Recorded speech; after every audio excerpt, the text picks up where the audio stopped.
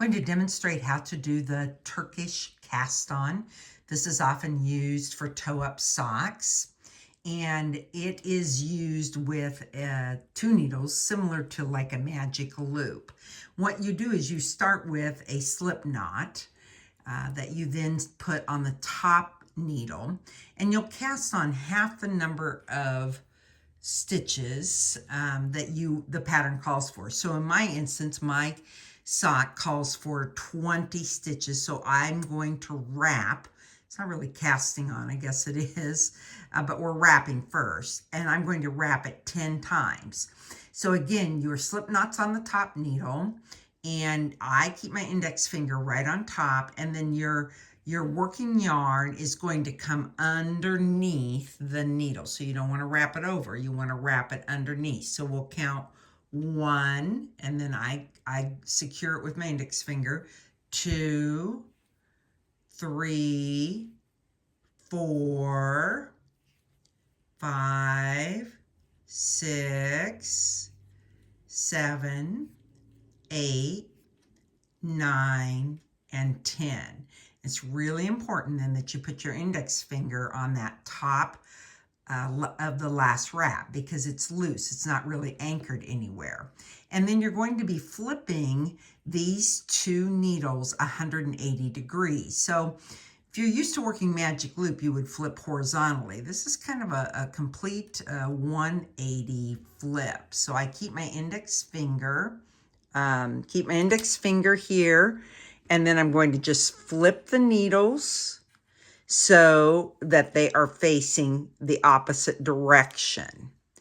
And then you're going to want to make sure that you haven't lost that last wrap.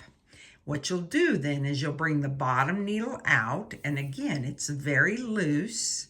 You'll bring the bottom needle out. You're basically knitting that wrap, and you'll knit into the very first wrap and create a stitch.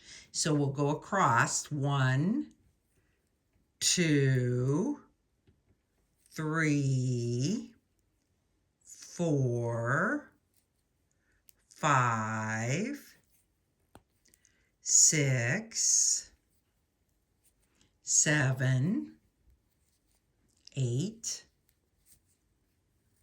9, and 10. And again, it's loose. We're a little more secure now. And instead of, typically in magic loop, we would turn and then we would push. But with doing our Turkish cast on, you're going to want to push that bottom needle in till both needles are again facing to your left. And then you're going to make the flip. Again, we don't have to worry so much about these yarns because we've secured them more. So you'll flip it 180 degrees. You'll get your working yarn to the back. Be careful not to knit with your tail. And then you're going to pull the bottom needle out again. Now this first stitch is your slip knot. And you can just slip that off. We don't need it. It was just a kind of secure thing. So we just slip that off. And now we'll knit across these 10 stitches again. And this will secure everything in place.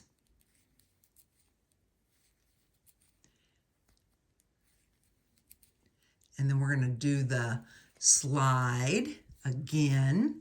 So we're starting to get a really nice, this would be what we would be familiar with as a Kitchener, when we Kitchener our toe. So again, you slide your stitches or slide the needle back. So everything's pointing left. We'll flip it again. And we're going to go around one more time. So we'll pull the needle out and knit across the 10 stitches.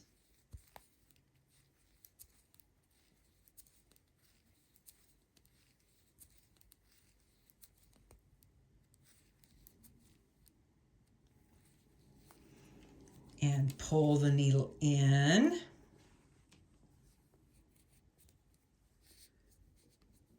Back in.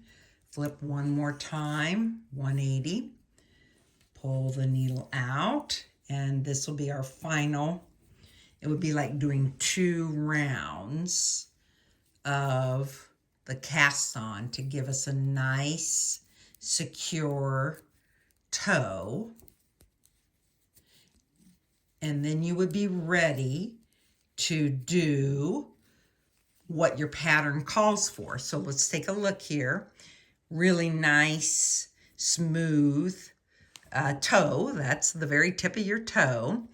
And we'll turn it around and get ready to magic loop. And then you would start doing your increases. So instead of decreasing for a toe, we're going to be increasing whatever your pattern calls for. My pattern calls for make one left and to make one right.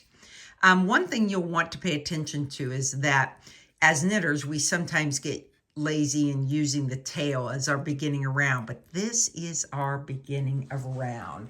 And so it would be important that you tuck a little removable marker in there so that then as you start to go around and start magic looping, where you pull the back needle around and start your work, you'll know that this is your beginning of round.